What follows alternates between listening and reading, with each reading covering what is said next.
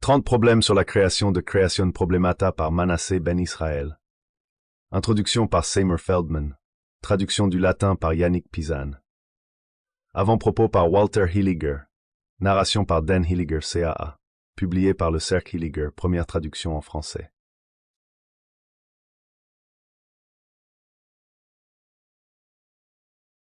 Avant-propos par Walter Hilliger. Pourquoi ce livre est-il resté négligé pendant près d'un demi-millénaire?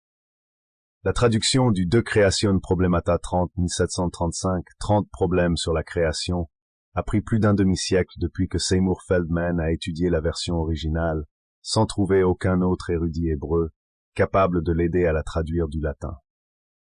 En 2020, après avoir introduit ma traduction du Certamen Philosophicum 1706 de Robio, le professeur Feldman m'a conseillé de consulter le professeur Norbert Samuelson de l'Université de l'État de l'Arizona pour trouver une éventuelle version espagnole afin d'aider à la traduction. Il n'y en avait aucune. Aussi, d'autres circonstances ont contribué à la négligence académique ou à la censure entourant ce chef-d'œuvre majeur de la littérature séfarade classique.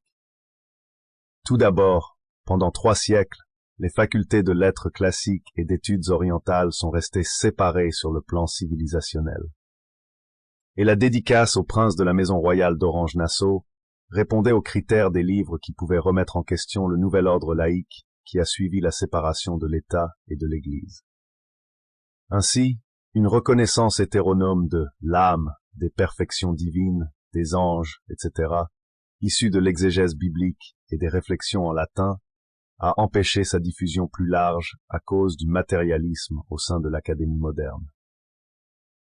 Car la force de l'imagination ne peut saisir ensemble l'idée et la matière.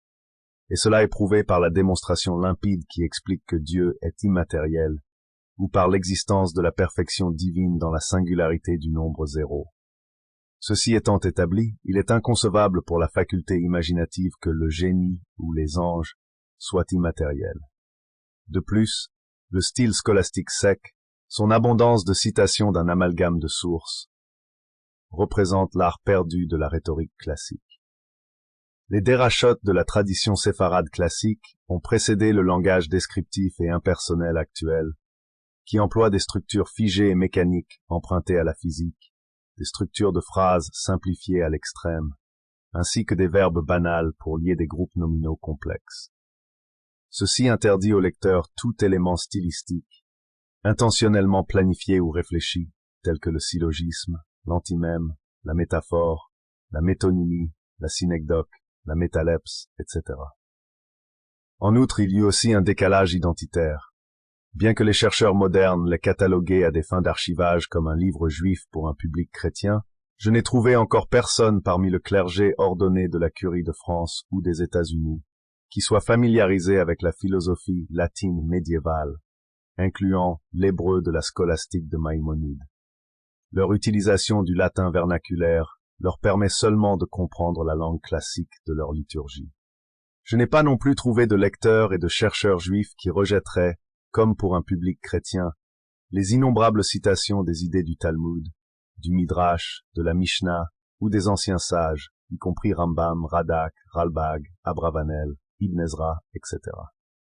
Enfin, les historiens modernes ashkénazes, dont le bagage culturel des pays slaves les a éloignés de l'influence rationaliste latine, l'ont qualifié de pédant, prétentieux et trivial, ou d'un livret plutôt banal.